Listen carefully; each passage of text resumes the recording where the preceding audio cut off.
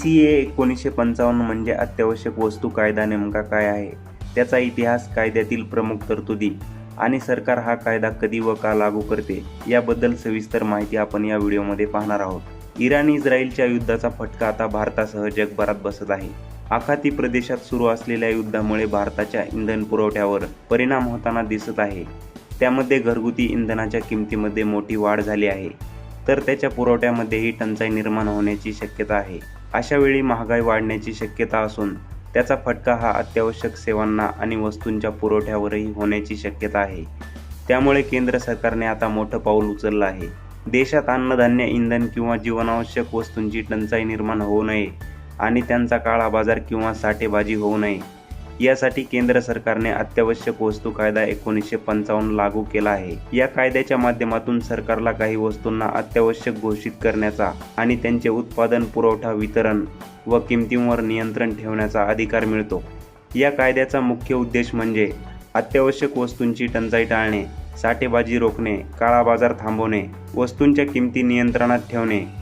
या कायद्यामुळे सरकार आवश्यकतेनुसार बाजारात हस्तक्षेप करू शकते. भारताला स्वातंत्र्य मिळाल्यानंतर देशात अन्नधान्य आणि इतर आवश्यक वस्तूंची मोठ्या प्रमाणावर कमतरता होती. त्या काळात साठेबाजी आणि काळा बाजारामुळे वस्तूंच्या किमती प्रचंड वाढत होत्या.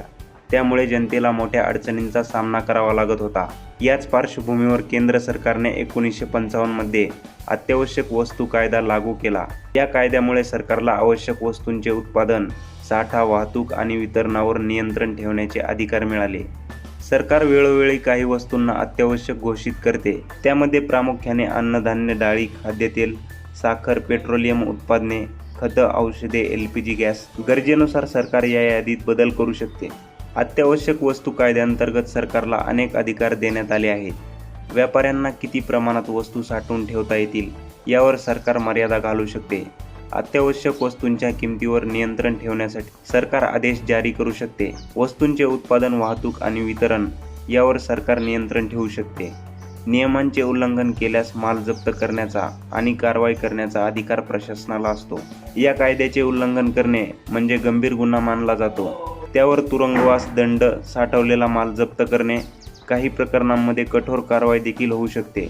काही विशेष परिस्थितीत सरकार हा कायदा अधिक कडकपणे लागू करते, जसे की युद्ध किंवा आंतरराष्ट्रीय तणाव, नैसर्गिक आपत्ती, अन्नधान्याची टंचाई, बाजारात किमतींची अचानक वाढ, साठेबाजी आणि काळा बाजार. सध्या जागतिक परिस्थिती, युद्ध किंवा पुरवठा साखळीतील अडचणी यामुळे सरकार बाजारातील स्थिरता राखण्यासाठी अत्यावश्यक वस्तू कायद्याचा वापर करत आहे. 2020 मध्ये केंद्र सरकारने या कायद्यात काही महत्त्वाचे बदल केले. कृषी क्षेत्राला चालना देण्यासाठी धान्य, डाळी, खाद्यतेल यांसारख्या काही वस्तूंवरील साठेबंदी नियम शिथिल करण्यात आले. मात्र आपत्कालीन परिस्थितीत सरकार पुन्हा नियंत्रण लागू करू शकते. थोडक्यात सांगायचं झालं तर अत्यावश्यक वस्तू कायदा 1955 हा असा कायदा आहे ज्यामुळे सरकारला अन्नधान्य आणि इतर जीवनावश्यक वस्तूंचा पुरवठा सुरळीत ठेवण्यासाठी आणि साठेबाजी रोखण्यासाठी नियंत्रण ठेवण्याचा अधिकार मिळतो. तर अशा प्रकारे हा अत्यावश्यक वस्तू कायदा 1955 आहे, जो काही विशेष परिस्थितीत सरकार हा कायदा अधिक कडकपणे लागू करते.